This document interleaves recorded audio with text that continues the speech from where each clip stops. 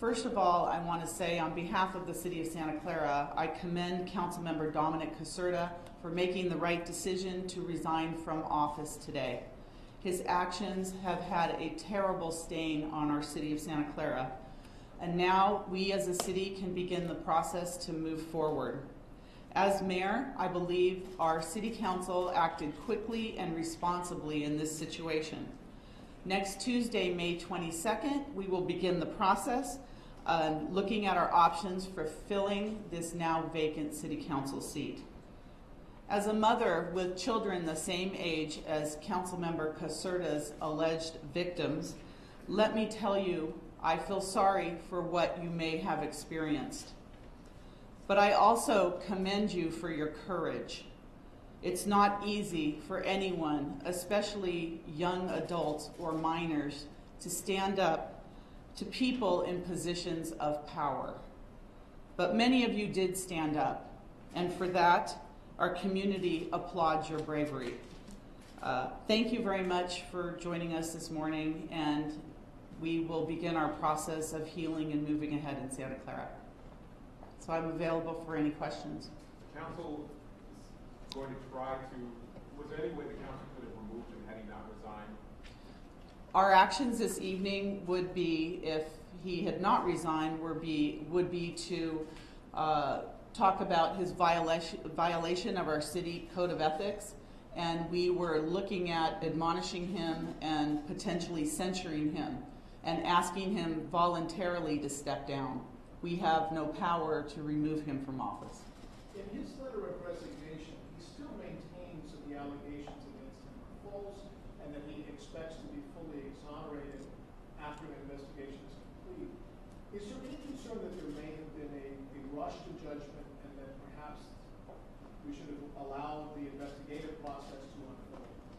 Well, those who made allegations against Councilmember Caserta did so voluntarily on their own. As a council, we were looking at this evening, as I mentioned earlier, looking at his violation of our city's code of ethics and conduct and looking at what we could do as a city council, which would be to admonish him and censure him. Any other legal or criminal issues would be referred to the district attorney's office. Our council would not deal with those issues. What would be the violation of the code of ethics specifically?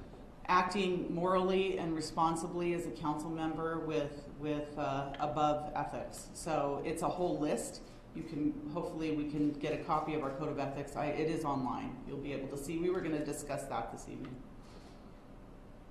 As of yesterday, you said that 9 people had come forward to file reports with the police department.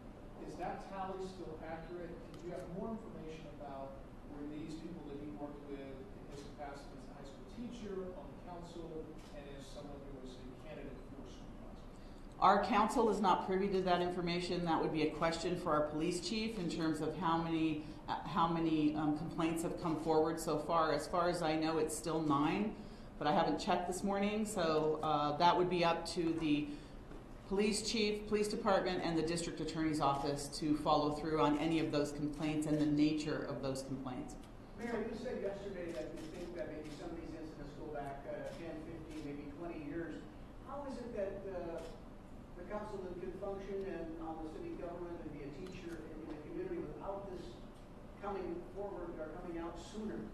Well, I can only speak about his position as a city council member. Any of those comments or allegations about his position as a high school teacher would have to be directed to the Unified School District.